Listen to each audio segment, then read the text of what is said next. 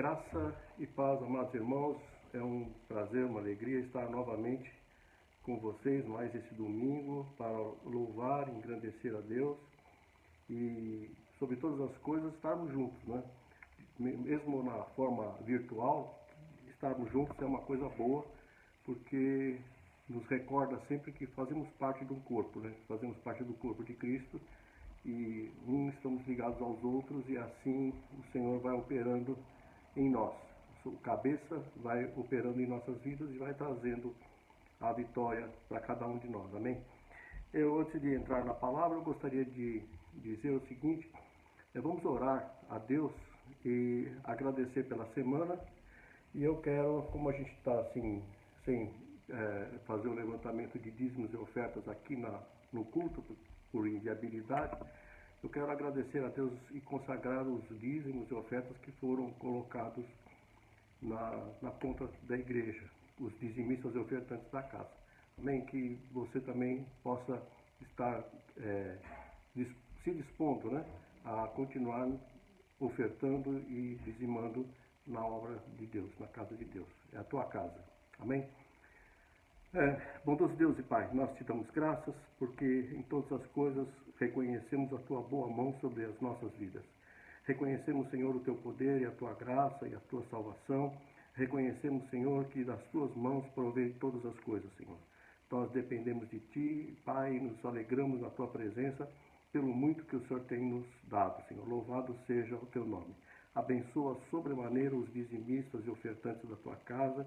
Senhor, traz em cada coração a alegria da tua presença, a alegria do teu amor, do teu cuidado, e que cada um deles, Senhor, tenha a sua vida abençoada e próspera, Senhor, repreendendo o devorador, repreendendo o inimigo, fazendo com que em tudo que eles colocarem em suas mãos, Senhor, sejam bem-sucedidos. Abençoa sobremaneira, nós te damos graças, Senhor, pedindo que o Senhor nos dê sabedoria para aplicar, Senhor, os recursos que chegam às nossas mãos. Louvado seja o teu nome, em nome do Senhor Jesus nós oramos e te agradecemos. Amém. Enfim, irmãos, vamos para a nossa meditação dessa manhã. Eu tenho um texto aqui no segundo livro das Crônicas, segundo Crônicas, e na verdade é a partir do versículo 29, mas nós vamos ler um versículo que é o resumo de tudo, que é capítulo 30, versículo 20. Segundo livro das Crônicas, capítulo 30, versículo 20, está escrito assim: Ouviu o Senhor a Ezequias e sarou a alma do povo. Ouviu o Senhor a Ezequias e sarou a alma do povo. Amados irmãos, num momento como esse que nós estamos vivendo, como igreja, como nação, não é? São dois aspectos bem distintos, mas ambos estão sendo tumultuados, por assim dizer, pelos acontecimentos, né? E nós temos que entender esse momento, não é? E como é que Ezequias chegou? Eu fiquei muito impressionado com esse versículo, quando diz assim que Deus ouviu a oração de Ezequias e sarou o povo. Ezequias era o rei, né? Mas Deus ouviu a oração dele e sarou o povo. Então vamos entender o que é isso aqui, como é que nós chegamos a esse versículo. Ezequias era rei de Judá, em Jerusalém, e ele fez uma escolha. Ele começou a reinar aos 25 anos de idade. Era um garoto, praticamente. Na minha idade, qualquer pessoa aí de 25 anos é um garotão, né? Então ele começou a reinar muito cedo, porque o seu pai, Acaz, havia morrido e ele substituiu o pai no trono. O problema é que Acaz, ele era foi um rei assim lamentável. Tudo que tinha de errado para fazer, ele fez, não é? Ele tinha o seguinte raciocínio, para vocês terem uma ideia: se os sírios invadiram Jerusalém, né, ou se Edom invadiu Jerusalém, então eu vou me apegar aos deuses deles, porque deram vitória para eles, então vão acabar dando vitória para mim também. E abandonou o Senhor.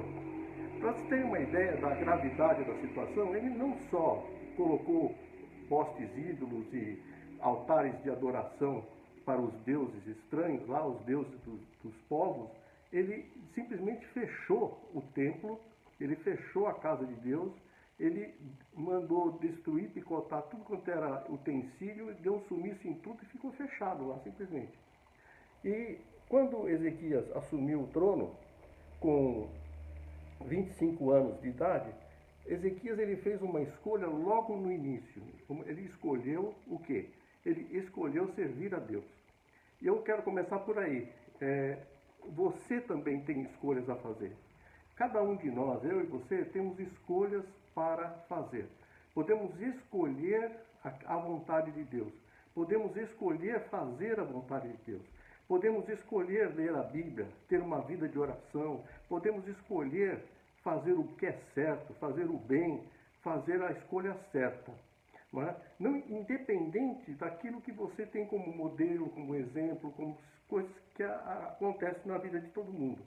Então, eu não sei qual foi o teu modelo, eu não sei qual foi a sua situação, a sua vida, mas você pode e deve fazer a escolha certa. E quando Ezequias ele fez essa escolha, ele precisou tomar várias atitudes.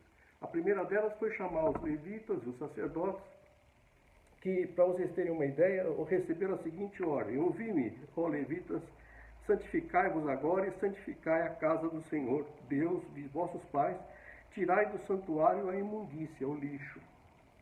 Tira do santuário tudo aquilo que não presta. E essa é a escolha que nós temos que fazer. Para nós, hoje, nós podemos começar por aí. A Bíblia diz que eu sou o templo, a habitação do Espírito Santo de Deus. E você, idem.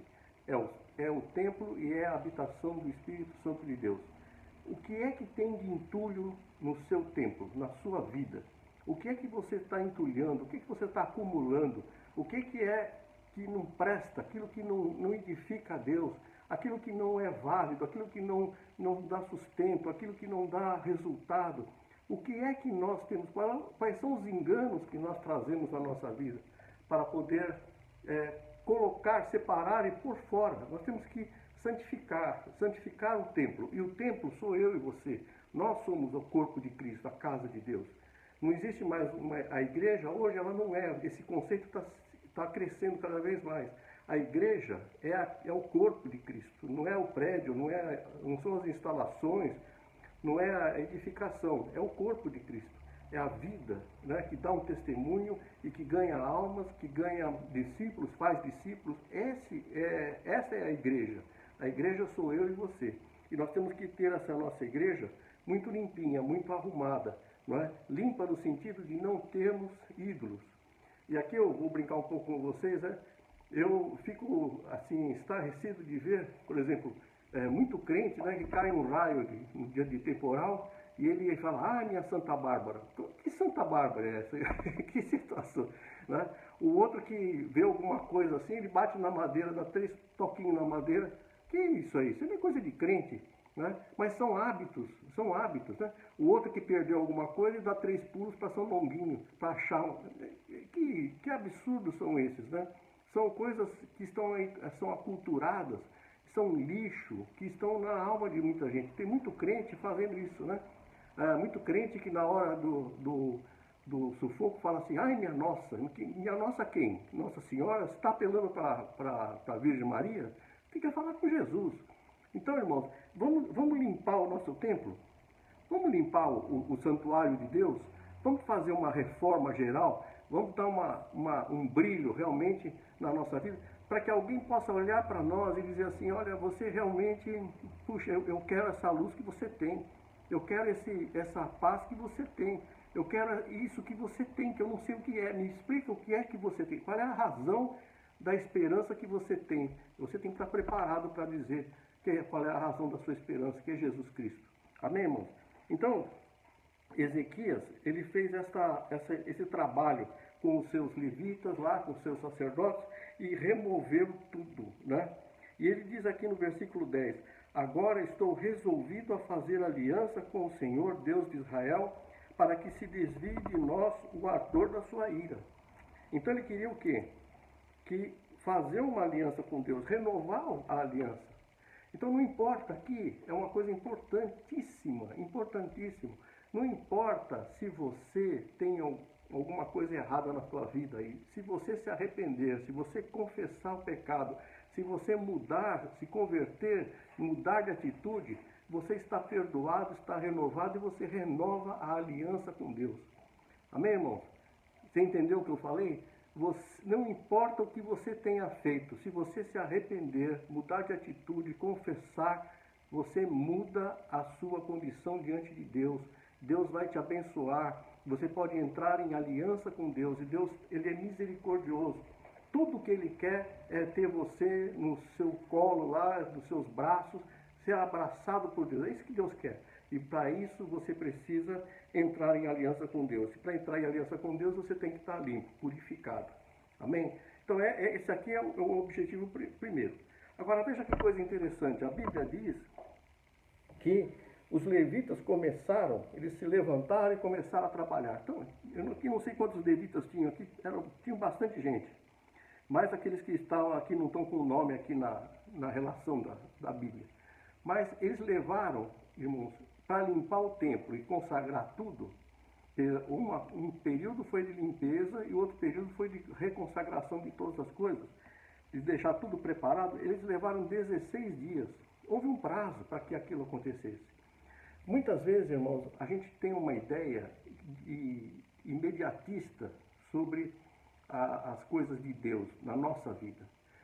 As coisas às vezes levam tempo. Você precisa conversar com Deus, você precisa amadurecer uma ideia, você precisa realmente ser tocado lá no seu coração, confessar aquilo com uma naturalidade espiritual.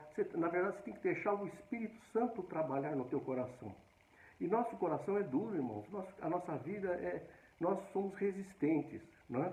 Mas Deus, Ele tem paciência conosco. E nós temos que deixar, né? Leva um certo tempo o trabalho do Espírito Santo nas nossas vidas, mas vale a pena o resultado final. Então, não se preocupe se está demorando um pouco de tempo.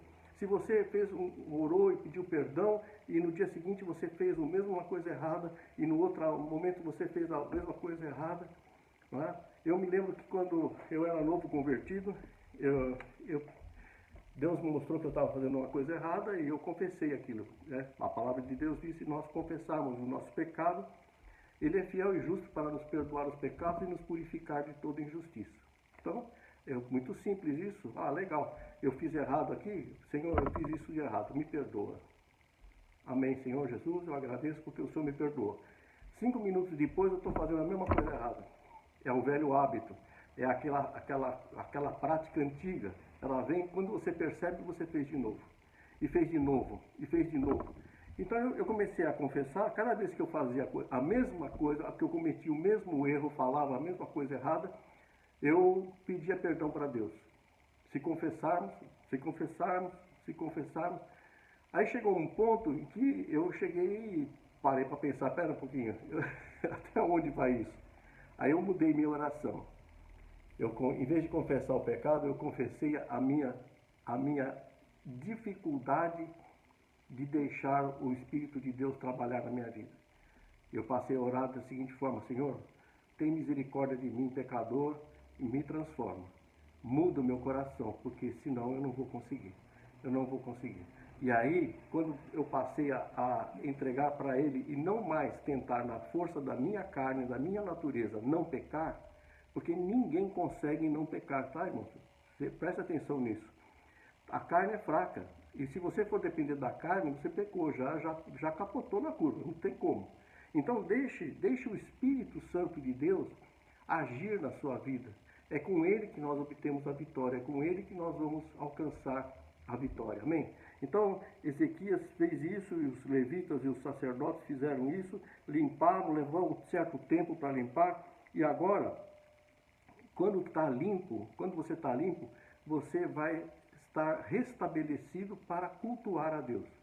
E aqui entra uma coisa interessante. Hoje a igreja, eu tenho a impressão, não quero acusar ninguém, né? Mas eu tenho a impressão que o povo de Deus tem uma visão assim de que eles vão à igreja para que Deus trate com eles, assim abençoando, suprindo as necessidades, fazendo as coisas. E não tem a visão de realmente falar assim, olha, eu vou à igreja para cultuar a Deus. Eu vou ouvir essa gravação, esse vídeo, junto com os meus irmãos aqui, para cultuar a Deus, para dar um culto a Deus, para dar uma adoração a Deus, um louvor, apresentar a Deus a minha confiança, a minha alegria e a minha satisfação de ser um filho de Deus, um santo, um justo, uma nova criatura, dar graças a Deus pela obra que Ele fez na minha vida. Entenda isso. Nós temos muitas vezes a ideia, né, de que é Deus que tem que nos cultuar e não nós cultuarmos a Deus. E Deus, aqui Ezequias, ele pegou, se levantou, chamou os príncipes, chamou a igreja, chamou os sacerdotes, os levitas, preparou todo o sacrifício de arrependimento, como diz a lei, né, o sacrifício, o holocausto, preparou tudo isso e deu ordem para que fosse oferecido o holocausto. E o povo todo estava junto em adoração a Deus até que todo o holocausto foi oferecido. Então, irmãos, nós temos que aprender com a palavra de Deus também. Quando você sofre a transformação, você passa a ter a condição de louvar e glorificar a Deus, de estar na presença de Deus, cultuando a Deus e consagrando todas as coisas a Deus. E um detalhe interessante aqui, que a partir do momento que acabou de fazer o sacrifício pelo pecado, pela restauração, pela consagração do templo, ele passou a ter uma parte desse culto, foi quando o povo começou a se achegar e o povo trouxe o sacrifício. O povo começou a apresentar a sua oferta. O povo não se fiou na oferta do sacerdote e do rei. Não, o rei fez a sua oferta, os sacerdotes fizeram a sua oferta, agora é a vez do povo, do cidadão comum, apresentar a sua oferta a Deus.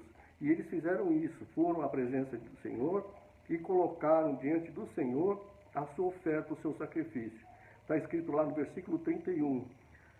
Agora vos consagrastes a vós mesmos, agora vos consagrastes a vós mesmos ao Senhor. Chegai-vos e trazei sacrifícios, ofertas e ações de graça à casa do Senhor. A congregação trouxe sacrifício e ofertas e ações de graça, e todos os que estavam de coração disposto trouxeram o holocausto. Então veja que coisa bonita que aconteceu ali. O povo começou a trazer uma oferta. E eu lembro de Davi, quando diz lá, Davi, eu não vou oferecer a Deus sacrifício que não tenha me custado. O que hoje nós vamos? Se você entra numa lanchonete e pede um sanduíche, você vai pagar lá o preço do sanduíche. Você não vai ganhar o sanduíche, você vai pagar o preço do sanduíche. Agora, quando você vem à igreja, não é? Você paga pela oração, pela bênção, pela mensagem, pela palavra, pela unção, pelo sacrifício, por tudo quanto Jesus fez por você. Você agradece a Deus com algum custo? Então entra a questão aí da fidelidade, dízimos e ofertas. O que você... É o nosso tempo. Você não vai precisar levar uma ovelha para o holocausto. Mas você pode trazer uma oferta sempre que você for à casa do Senhor. Nós tínhamos um grupo de jovens no passado e uma vez vieram lá uma turma de jovens de uma igreja americana e que foi recepcionado lá por nós. Então. E eu achei super interessante porque eles estavam todos sentados assim, eram visitantes, então sentaram ali todos juntos na primeira fila. E a gente estava correndo o culto, fazendo louvor, adoração e tal. E aí, quando terminou essa parte louvor e adoração, eu falei, os irmãos que trouxeram aí os seus dízimos e ofertas, podem se levantar e trazer aqui pro gasofilácio, né? E aí, como eles eram americanos, não estavam entendendo nada do que eu estava falando, é claro. Mas quando eles perceberam, isso foi uma coisa assim, nunca sai da minha memória a imagem daqueles jovens, quando eles perceberam que era a hora da oferta. Foi um agito geral, todo mundo se levantando, enfiando a mão no bolso, o outro abrindo a bolsa, né? E para pegar a oferta, para apresentar a sua oferta também, porque para eles era super importante apresentar uma oferta. Não importa quanto aí, você vai dar 1, 2, 3 mil, não interessa. O que interessa é que você ter a consciência para com Deus de trazer a oferta. Fidelidade a Deus, é amor a Deus, é uma dedicação a Deus. Olha, você não pode dar uma oferta grande, né? Paga um sanduíche, né? Qual é a necessidade que você tem? Qual é a tua bênção? Aquilo que Deus colocou no seu coração, Irmãos, o povo de Deus tem que aprender a custear a obra de Deus. O povo de Deus tem que aprender a participar. E como é que você vai participar? Quando você dá lá o seu dízimo, a sua oferta, você está participando, você está crescendo, Deus está abençoando. E olha só, versículo 35. Além dos holocaustos em abundância, e isso é uma coisa que você pode procurar na Bíblia, né? Quando Deus age no meio do povo e o povo age em direção a Deus com ofertas e sacrifícios e holocaustos, tudo é em abundância, tudo sobra. Deus não é miserável, Deus não tem escassez, Deus não tem escassez, Deus não tem miséria, Deus cobre tudo e faz tudo com abundância, né? E assim se estabeleceu o ministério da casa do Senhor. Amado irmão, você quer ser um templo consagrado a Deus? Você quer ser um templo, uma casa consagrada a Deus? Então é esse o caminho.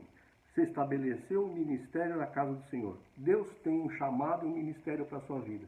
Mas você vai ter que fazer a coisa certa. Dar passo a passo certo para chegar aonde Deus quer. Ezequias e todo o povo se alegraram por causa daquilo que Deus fizera para o povo, porque subitamente se fez essa obra. Amém? Aí você diz assim, bom, que legal. Então agora o ministério está estabelecido. Aí Ezequias, ele não estava satisfeito ainda.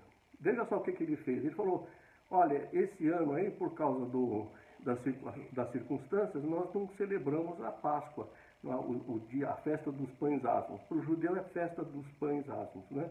E para o crente é a Páscoa. E então, irmãos, ou melhor dizendo, né, o dia da ressurreição, né? O crente tem o dia da ressurreição, que é mais bonito que a Páscoa. Amados, aí ele resolveu celebrar a Páscoa com o povo. E ele conversou com os sacerdotes, conversou com os levitas e resolveram celebrar a festa da Páscoa numa data que não era a data verdadeira, mas para honrar a Deus, para fazer a obra de Deus. Às vezes nós ficamos pensando assim, eu tenho que seguir isso, essa lei, aquela regra, aquela outra regra, essa data, aquela data.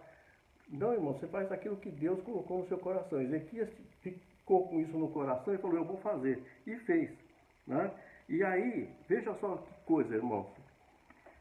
Eu quero que você preste atenção nesse detalhe. Quando ele começou, né, ele mandou cartas para todas as tribos de Israel para que viessem e louvassem a Deus e participassem da Páscoa. E olha só o que aconteceu. Os correios foram passando, está no versículo 10 do capítulo 30. Os correios foram passando de cidade em cidade pela terra de Efraim, Manassés, até Zebulon, porém riram-se e zombaram deles. Toda vez que você vai fazer algo para Deus, vai ter alguém que vai estar zombando de você, fazendo pouco caso de você, fazendo pouco caso de Deus. Na verdade, nós não somos rejeitados. Quando eles fazem isso, eles estão rejeitando ao Senhor, o que é uma loucura, né? Do meu ponto de vista, é uma loucura. Mas você não precisa ficar preocupado se o pessoal for contra, ou começar a rir de você, ou zombar de você, ou menosprezar você. Não fique preocupado, porque mesmo que essa zombaria toda, houve um ajuntamento em Jerusalém de muito povo para celebrar a festa dos pães asmos no segundo mês, muito grande congregação. E ali, então, eles dispuseram os altares, imolaram o cordeiro da Páscoa, no 14º dia do segundo mês, e eles se envergonharam e se santificaram e trouxeram o holocausto da casa do Senhor. E a festa foi tão boa, foi tão grandiosa, que eles duraram mais uma semana a festa da Páscoa. E o povo todo participando com eles lá. Uma multidão do povo, muitos, né, vieram e não se tinham purificado. E contudo comeram a Páscoa. Era tanta gente que não deu tempo do povo todo se purificar conforme a lei mosaica. Então eles participaram da Páscoa sem a purificação, o que era um erro. Então Ezequias orou por eles, dizendo, o Senhor que é bom, perdoe a todo aquele que dispôs o coração para buscar o Senhor Deus, o Deus de seus pais, ainda que não segundo a purificação exigida pelo santuário. Irmãos, veja que coisa fantástica e maravilhosa. Graça no tempo da lei. Isso é graça no tempo. Havia uma lei, tinha que ser cumprida. Se não fosse cumprida, não estava valendo, estava criando um maior problema, maior discussão lá no santuário. Mas aqui, Ezequias, ele entendia a graça de Deus, a graça de Deus. Então ele orou, intercedeu. Senhor, o Senhor que é bom, o Senhor que é justo, o Senhor vê o coração. Então o Senhor vai buscar agora, vai perdoar todo aquele que participou sem fazer a purificação exigida pelo santuário. O Senhor vai abençoar essa pessoa. Pediu isso, intercedeu pelo povo. E ele diz assim: aquele que dispôs o coração para buscar o Senhor Deus, o Deus de seus pais, ainda que não segundo a purificação. Então, Deus está interessado no teu coração. Amém?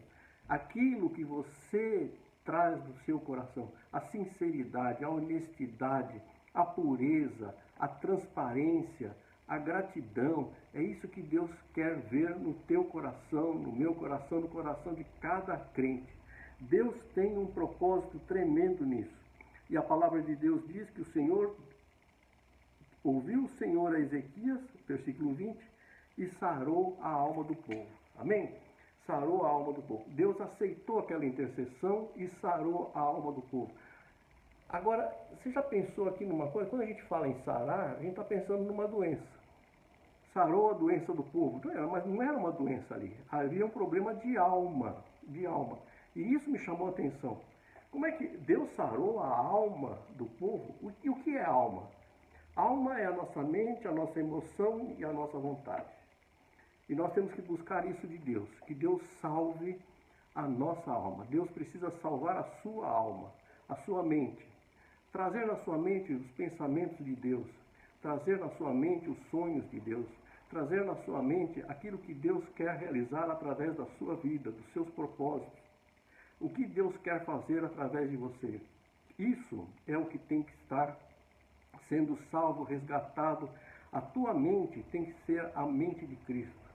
É o que a palavra de Deus, todavia nós temos a mente de Cristo. Por que a mente de Cristo? Porque é Cristo que vive em nosso coração, é Ele que reina, é Ele que nos dirige, é Ele que faz a sua obra através das nossas vidas. Então você precisa ter a mente de Cristo, você precisa ter a sua mente sarada. A mente sarada, ela tem que estar curada inteiramente na presença de Deus. A nossa alma também são as emoções, não é? As nossas emoções. Como é importante as suas emoções estarem sujeitas a Deus. E tantas são as emoções. E é importante você vencer, né, o medo com a coragem. É importante você vencer aí a timidez com uma ousadia, com uma intrepidez. Então você pode ter as suas emoções restauradas na presença de Deus para fazer aquilo que Deus quer que você faça. Então não existe limites em você. Entenda isso, não há limites. Se você está no Senhor, não há limites para a sua vida. Amém? Você pode fazer. E a outra área da alma é a mente, a emoção e a vontade. Qual é a tua vontade? Você quer servir a Deus? Você quer ter uma vida consagrada? Você quer melhorar dia a dia? A palavra de Deus diz que nós vamos caminhando de glória em glória, de fé em fé. Então uma glória não apaga a outra, você tem glória sobre glória, você vai crescendo, né? Fé sobre fé, fé sobre fé. Você não perde, para ter uma fé nova, você não perde a antiga, elas somam uma com a outra. Então esse mover poderoso é o que você tem que pegar e incentivar na sua vida. Estar aí para ter vitória em nome do Senhor Jesus. Ter uma vida vitoriosa. Amém, irmãos? Ouviu o Senhor a Ezequias e sarou a alma do povo. Ezequias teve a sua oração ouvida. Ele não era o sacerdote, ele era o rei. Ele estava no comando e intercedeu. Ele tinha o Espírito de Deus por ser rei. E ele orou e intercedeu pelo povo e o Senhor sarou a alma do povo. Você, como está hoje na presença de Deus? Como está a sua alma na presença de Deus? a sua alma, o seu desejo, a sua vontade, as suas emoções, os seus pensamentos, como é que eles estão hoje na presença do teu Deus, do Deus vivo, do Deus único, verdadeiro, tremendo, maravilhoso, que é o nosso Deus, o Deus vivo que habita nos nossos corações. Como é que está? Vamos orar? Vamos buscar o Senhor agora. Pai, nós queremos te dar graças por essa visão da tua palavra, por essa palavra que nos edifica, que nos fortalece. Senhor, nós queremos te dar graças por esse versículo maravilhoso em que o Senhor perdoa, perdoa, perdoa. Mesmo que a gente faça as coisas erradas, o Senhor está pronto a nos perdoar, a nos purificar, nos limpar de toda injustiça, transformar a nossa vida. E isso nós queremos, Senhor. Queremos, Senhor, que a nossa alma seja sarada. Sara, Senhor, a nossa alma, para nós termos a visão correta, a posição correta, tenhamos a condição correta para todas as coisas fazer a tua vontade e sermos mais do que vencedores. Senhor, sara a nossa alma, sara a nossa mente, a nossa emoção, a nossa vontade, faz obra completa nas nossas vidas. É o que nós te pedimos e já te agradecemos, crendo e recebendo em nome do Senhor Jesus a tua cura sobre as nossas almas. Amém. Em nome de Jesus. Amém. Amém, irmão? Que Deus abençoe sobremaneira a tua vida e você seja fortalecido e edificado cada dia mais na palavra do Senhor. Amém? Que Deus te abençoe.